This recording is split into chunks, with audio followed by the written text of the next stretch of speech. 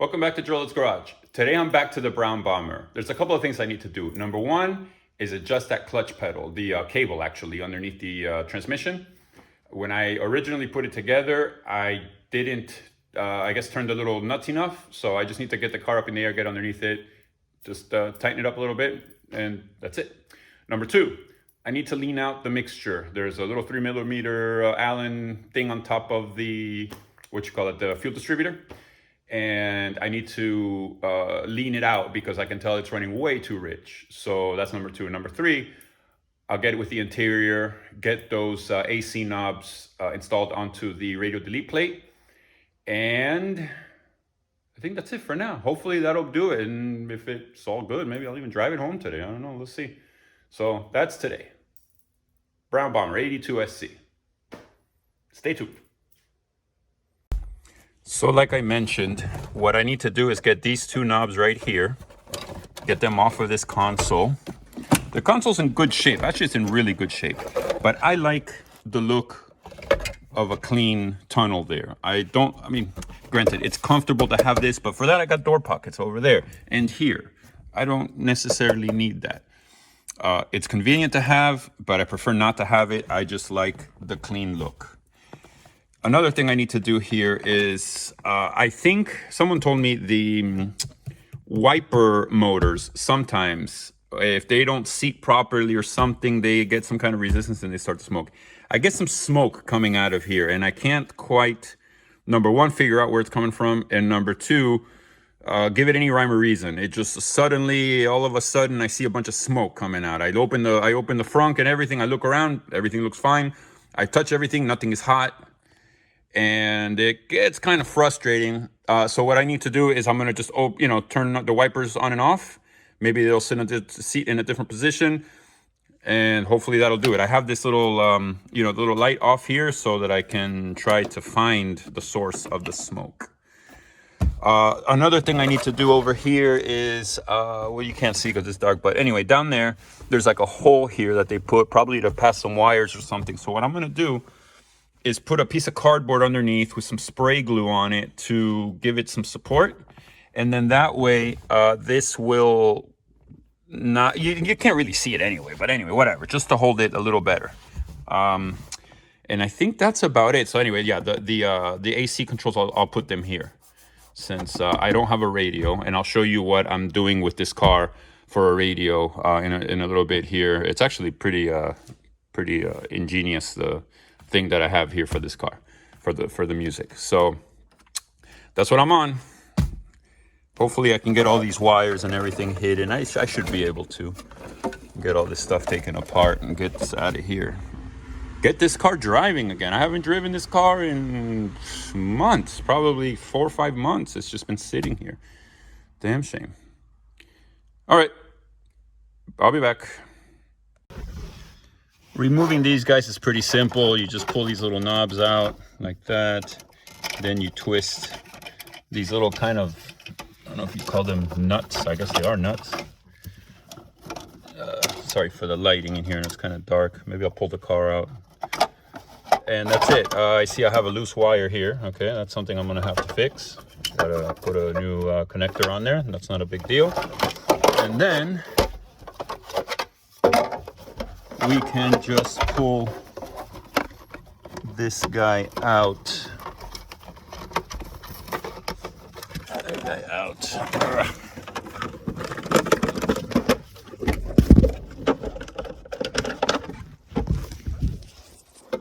Like I was saying, we can just pull this guy out.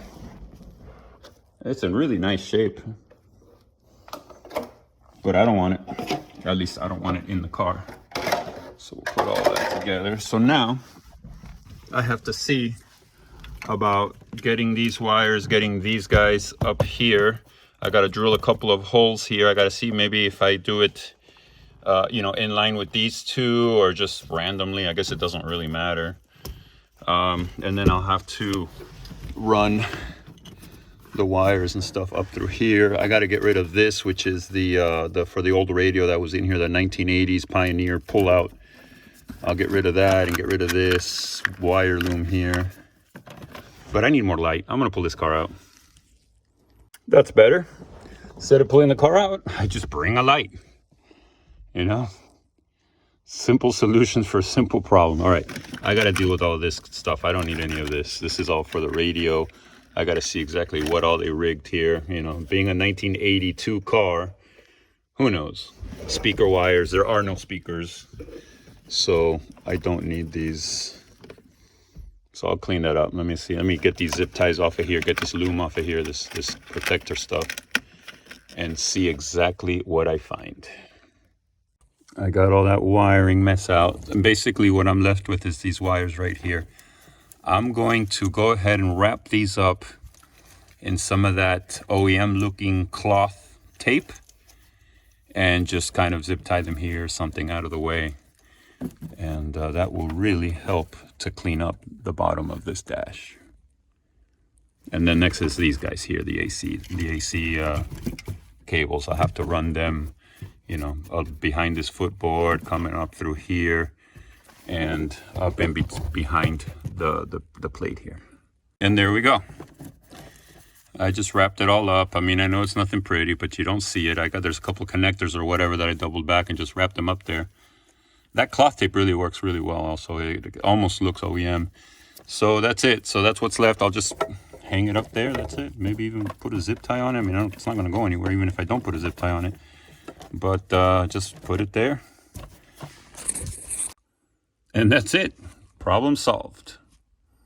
Also, I don't know if I showed before, there's a bow tie, what they call a bow tie that goes there. This little guy right here. And basically, it is there to divert the air that comes from the AC. Because, you know, this car really only has these two vents, and then it has that.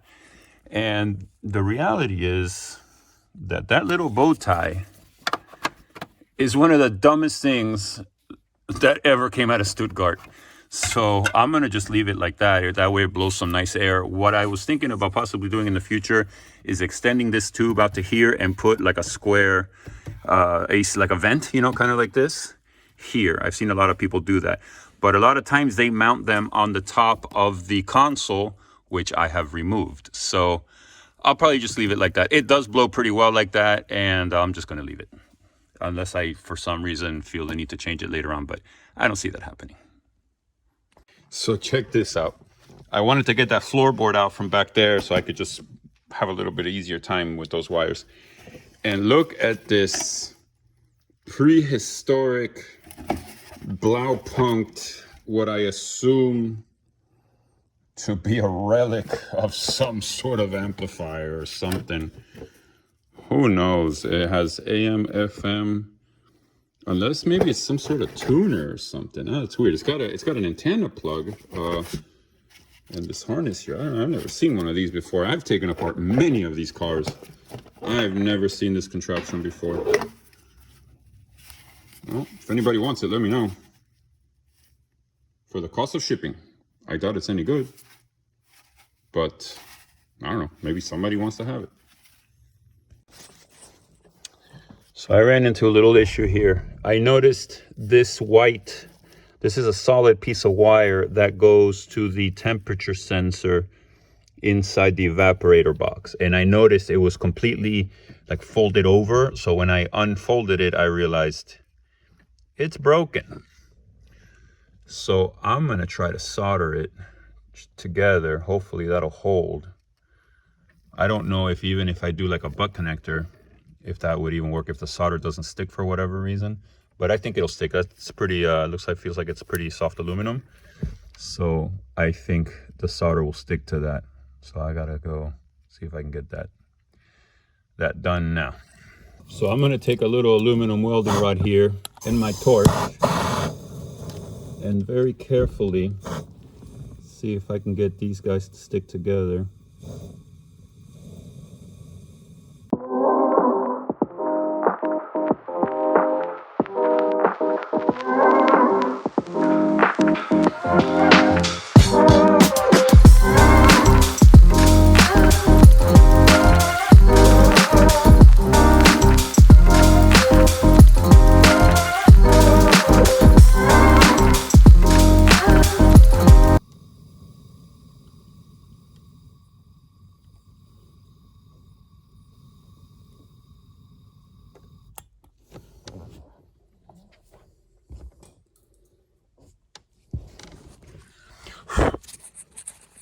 that works.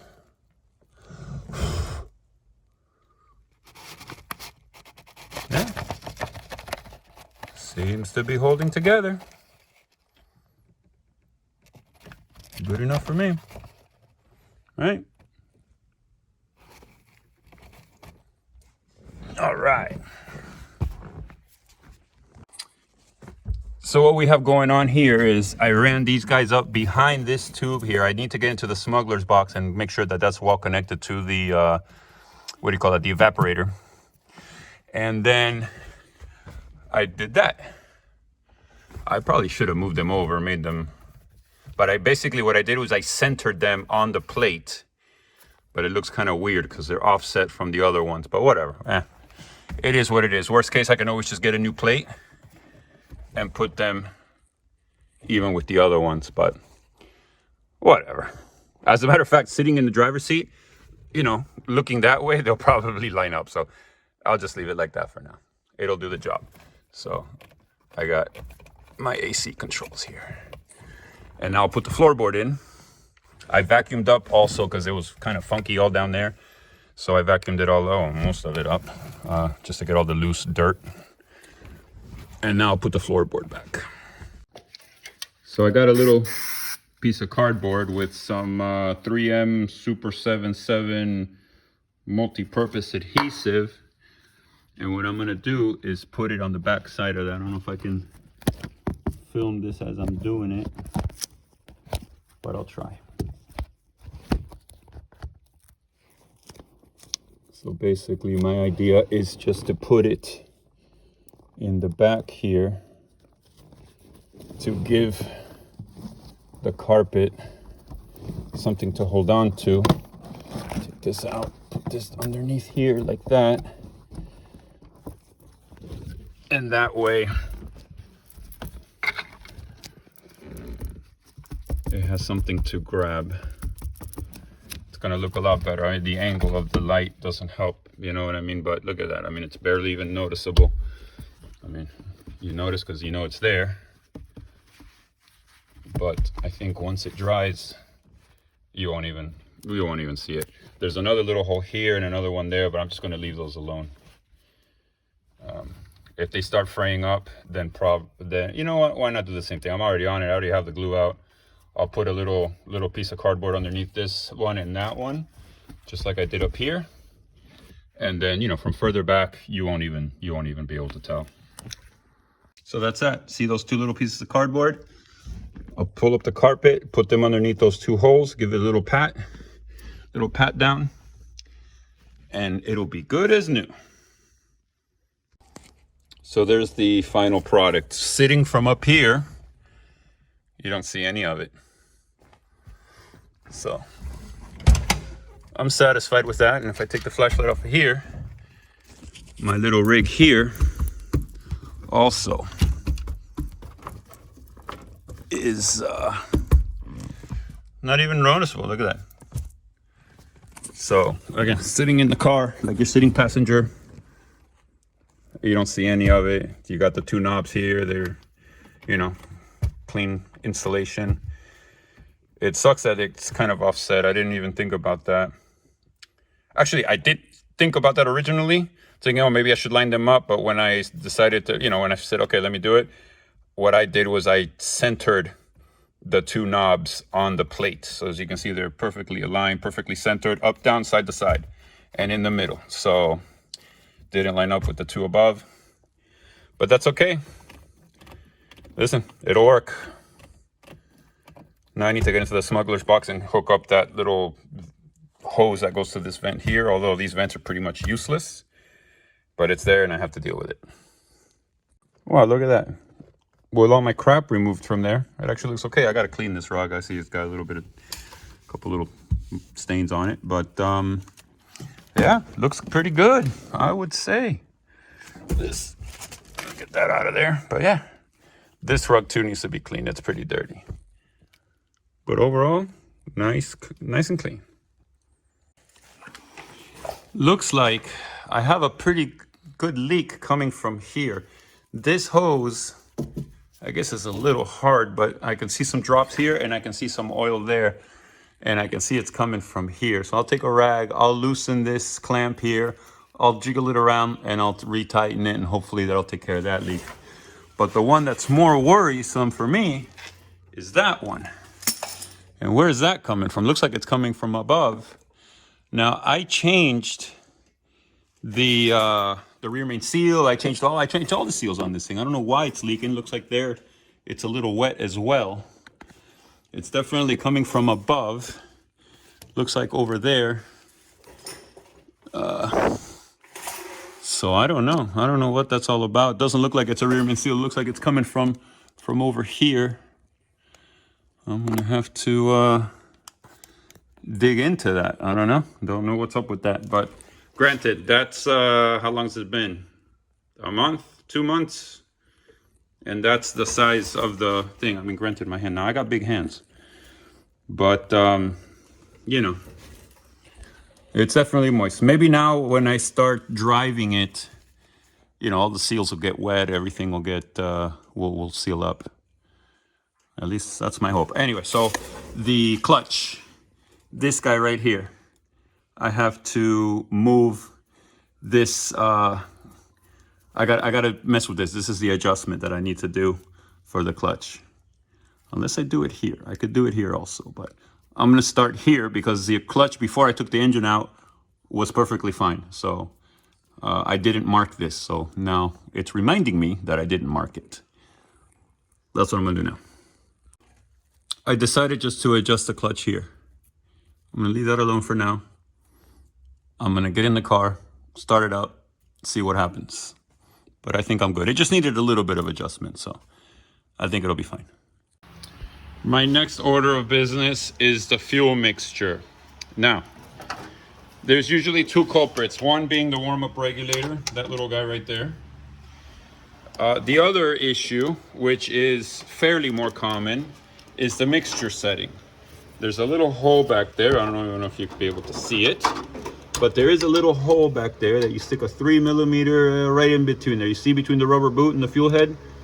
There's a little hole there. You stick a 3mm Allen wrench and lean it out. The problem with that little hole, that little screw, is the following.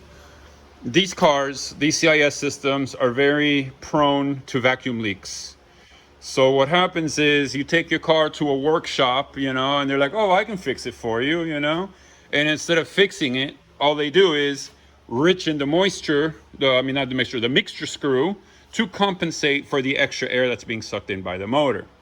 Now, I went through this motor. I'm pretty sure any vacuum leak that was existent is no longer existent.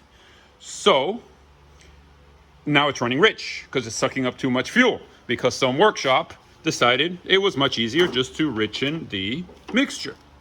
So I am going to start the car. I'll get my little 3mm, I'll stick it in there, and I'll try to lean it out a little bit at a time until I get a good steady idle. When it's cold, it surges. They call hunting for idle, and that's always a significant, that shows that it's running rich.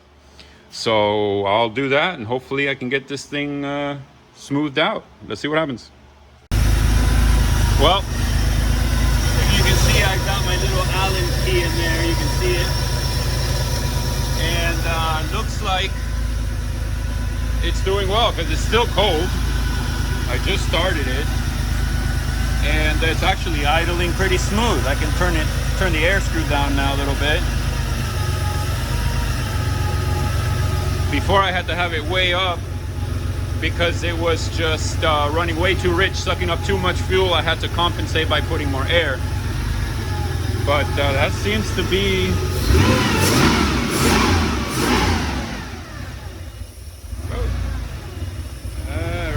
okay.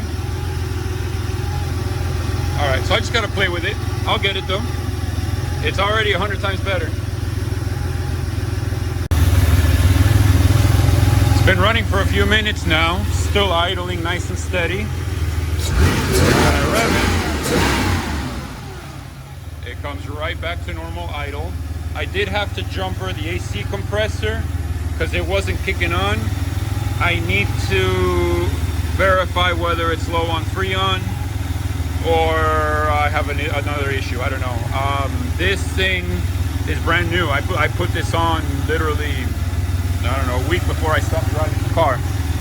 But it is running nice and smooth. It's maintaining a good constant idle. I'm waiting for the temperature to come up a little bit. I already did that before just to verify the thermostat, and also the little oil cooler that I put up here.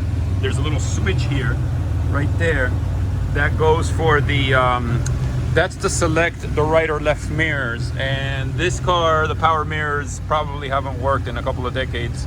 So I used that switch to power on the oil cooler up in the front there that I put. So once this temperature goes up, I will turn that on and see what happens. I mean, I already did that before, but whatever. It's always good to double check. But yeah, idle is nice and steady. I got the AC on, but it's not really blowing cold. It's probably out of Freon. You know, these old hoses, they seep refrigerant, even especially when they sit idle, and this car sat idle for quite a few months, so I'm not surprised about that. I'll stick a can or two of Freon. First I'll pull a vacuum on it, make sure there's no leaks, and then stick a couple cans of Freon in it. But for now, I don't know, I think it's time to go for a little drive. I seem to be getting smoke coming out of the vent up there, and it comes out of like under here or something. I can't quite figure it out. I'm going to disconnect that fresh air blower, the electrical connection to it, and see if that makes it go away. I will absolutely never use it, so I really don't care. I'll just disconnect it. But otherwise, I don't see, I mean, I don't know. I look in the front, I don't see any smoke. I don't see anywhere where it's coming from. I come in here, and I get smoke coming from like here and up here, but I can't pinpoint it. So I'm gonna take the cover off there and disconnect that that fresh air blower and see if maybe that makes that smoke go away, because that's the last thing I want is a fire. So I already avoided one already this past week. So let me try that. I found the problem for the smoke in the car. This was like a cap of some sort, aerosol, I don't know, some kind of black plastic cap. It's possible that when I had the motor out, maybe I opened up a can of brake parts cleaner or something, and it fell down inside that heat exchanger, and it was melting. And that's what that smoke was. I could not for the life of me figure it out. And man, I was like, man, it smells like melted plastic. It doesn't smell like fire, like I'm gonna say like electrical.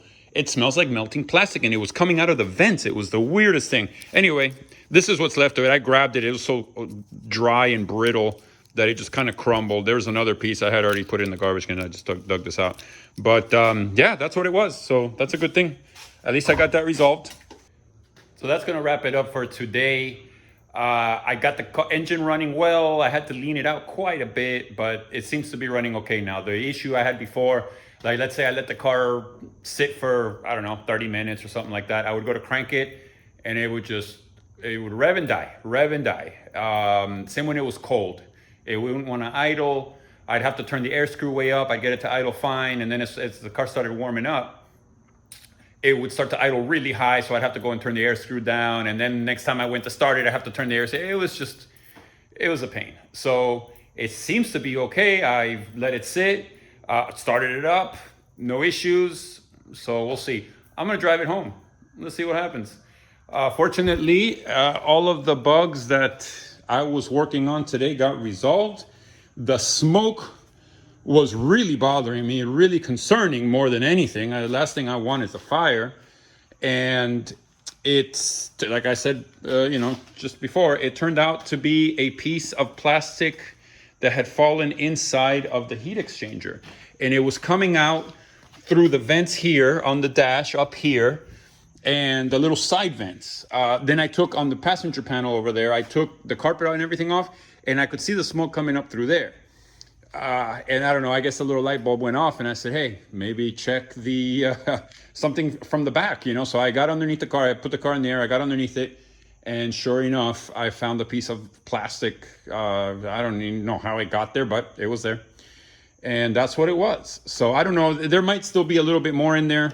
I'll just let it burn off. I have a fire extinguisher with me, so in case it catches fire, but I don't think it will. And what I did was I disconnected the hose that goes from the heater, you know, heat exchanger up to the front, so that way it doesn't fill the cabin up with those fumes. I gave the car a quick wash, nothing major, and it looks so much better. I haven't seen this car clean in months. Look at that. It looks so cool with those gold wheels. So I'm gonna drive it home. I think all of my issues should be resolved, but there's only one way to know, and that's to drive it. So that's what's going down. I'm gonna drive it. Thanks for watching. I have other videos on this car. Feel free to go and check them out because, you know, kind of gives you, I started filming videos with this car once I had the motor out and I had to start putting it back together. That's kind of when I started making videos. So I don't have it from the beginning of the project, but you can see when I started reassembling the engine, putting everything back together. So feel free to check that out. Appreciate you guys watching. Please subscribe, please hit the like button. And until next time, thanks for watching. I'll probably do more videos on this car. I'm actually gonna take it for a drive Saturday, going down to Keys. And hopefully it'll do all right. Thanks for watching.